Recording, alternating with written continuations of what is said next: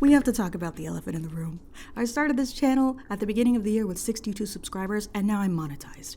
My 9th video ever, Disney Artist Reviews CalArt Sketchbook, is sitting at 65,000 views. And I actually had to change the script because when I checked this morning, I was at 75,000 views, and I wrote the script last night. The graph of people watching is a straight line upwards. I know why. I used both the words Disney and CalArts in the title. But I think there may have been a few critical misunderstandings, and I want to set the record straight. Yes, I did graduate from CalArts School of Character Animation in 2018. Yes, my first job after school was at Walt Disney Animation Studios. But I got a lot of questions of people asking me what it's like to work there now, and I have to tell you, I don't. I quit. You're not gonna believe this, but actually, I was living in a log cabin at the top of a mountain deep in Appalachia when Disney called me and offered me the job. I had just escaped from LA 3 months prior, after living in Southern California for 10 years, and I didn't want to do it anymore. Now, at this time, my days consisted of painting, making comics, and making videos on YouTube in the forest. So when Disney called me, I didn't want to go. But I had made myself a promise when I left. I left with the intention to never go back to the industry ever. But I made myself a promise that if Disney called, I would go no matter what. On my first day back in LA, and this is going to be my first time ever admitting this to anyone on video, I made 365 tally marks on the chalkboard wall of my brand new apartment, and I erased one every single day because my intention was to quit after 1 year.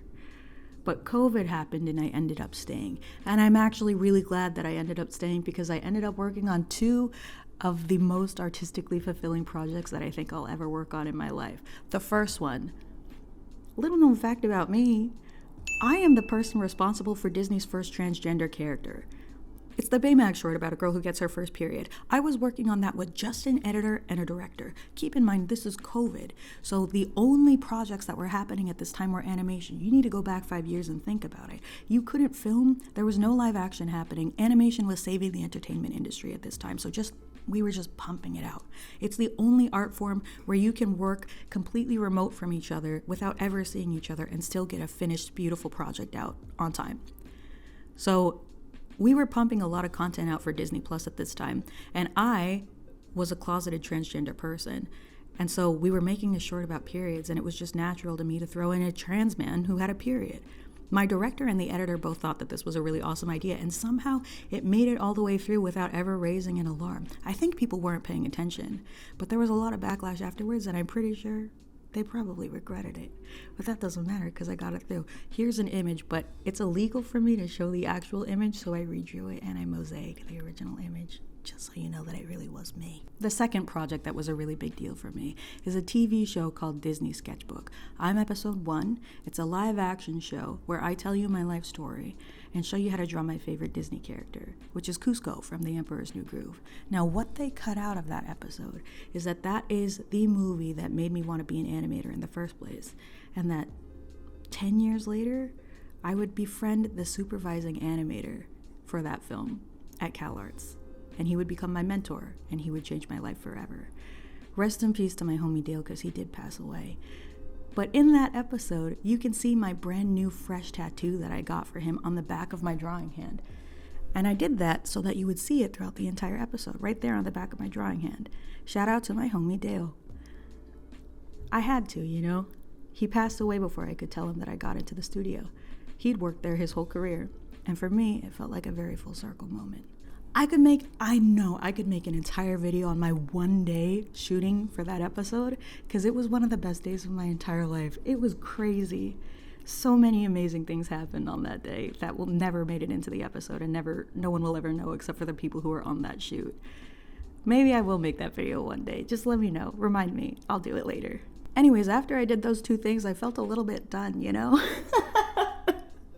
So I quit for the first time to go do conservation in Thailand with a friend of mine that I had met at CalArts, a fellow animator. I was actually working on the movie Strange World at that time, which is a conservation movie. So there was no fight. They let me go. I went to go fight poachers and clean up trash in the ocean. And they were like, go, do it. Have a good time. That was my first time quitting. And I did say my first time. You heard me right, because I did come back to the studio 18 months later, and I was only there for 3 months. You're gonna be like, why? And the answer is because I went to my first rap party maybe my only rap party, we'll see. My first rap party for my first film. And at that rap party, one of my higher-ups, who was drunk, pulled me aside and went, "What are you doing here? Get out of here. Quit and never come back." So I did. Right after that, I had a bunch of meetings for a studio that I won't name, but that I really love. And they asked me to do a TV show for them. They were like, "Gabby, we're just going to give you the show. We trust you. We believe in your vision. We're going to give you the show." And if I ever do a TV show, it will be for them, 100%. Because I really did feel believed in by this studio. But I declined. And the reason was because I already had plans to move to New Zealand on a working holiday visa. Why? Because I was 29 and the visa runs out at 30. I had the rest of my life to do a TV show. I had the rest of my life to work in a studio, but I had 1 year to move to New Zealand. But it ended up being that I made the right choice. 100% made the right choice, would never go back. And the reason for that is because while I was out living my life, my friends were climbing the ladder in animation. My colleagues, my old homies, my friends from CalArts were all becoming industry bigwigs. And now my friends are all industry bigwigs. And so I could feasibly have any job that I wanted just by asking. But I don't want a job. And that's the beauty of it, is you don't have to have one. That's the really cool thing, the number one value of CalArts, I think. If you made good work and you had a good attitude while you were there, you'll have people in your corner forever. I still get calls from people asking me to come in and consult on a writing project because that's what I was known for in school. I apprenticed under the writing teacher, and every Tuesday and Thursday for 3 years, people would leave scripts on my desk and I would fix them before the writing class so that the writing teacher would think that they were actually better writers than they were. I fixed that. I did punch up. And I still get calls to do voice acting because if you search through the videos from 2014 to 2018, I'm in a lot of those videos as a voice actor because I was an outgoing and extroverted animator. Of course I'm going to get cast as a voice actor. I still get calls to do voice acting now. If you do a good job at school, being personable, having a good sense of story, and making friends, you're set for life, dude. If you end up going to CalArts, or if you end up making artist friends at all, your friends will succeed with you, and all of you will succeed in different directions because all of you have different dreams. And that's really the beauty of it, isn't it? So what do I do now? I'm an internet person. You probably have run into me without realizing it throughout the years because for a great number of years now, I've been racking up numbers and changing my appearance. So you've probably seen me here and there. I'm on Instagram and my animations on there get millions of views per video. I'm also on Patreon where I post OC comics and stuff that you saw in my last sketchbook video, Disney Artist Reviews CalArts Sketchbook. I continued with those characters and I post a lot of that on Patreon. I'm also on Twitch twice a week where you can see me working on animations and comics with chat live. I make my living entirely from social media now and I make a really good living. So that's the thing that I want to impress upon you. There are a million ways to be a famous artist. This is one of them. This is another one. And you get to choose. As the artist, you always get to choose. And now we get to the part where I think the misconceptions start that I want to clear up for you. I cannot teach you how to get a job in the industry, and I cannot teach you how to maintain it. Trust me, you don't want career advice from somebody who doesn't want that career. If that's what you subscribe to me for, I will politely direct you to my very good friend Michelle Lamb. You tripled here on YouTube. She went to school with me. I just talked to her last week and she's got some very exciting things coming up this year. She's made an entire career out of helping you with your art career. So if that's what you want, please follow Michelle. But I can't give you art tips. I am not a teacher. I am a storyteller. But as a storyteller, I can tell you what it was like to go to CalArts. I can tell you about all the illegal parties that we weren't supposed to have. I can tell you about finding solace in the film library and about falling in love with film for the very first time. I can tell you about all the friends I made and what they went on to do. And I can tell you about what it felt like to be around for the very first time the best and most talented artist you've ever met in your life, and to realize one day that it's the only time it'll ever happen, that it will never ever happen again. I can tell you how that felt. I can also tell you what it was like to do improv at Disney on lunch break, about the very best things that I found on the Walt Disney Animation free table. I can tell you how it felt to look into the face of my number one animation hero of all time, and to hear them say to me, "I've been excited for you to get here.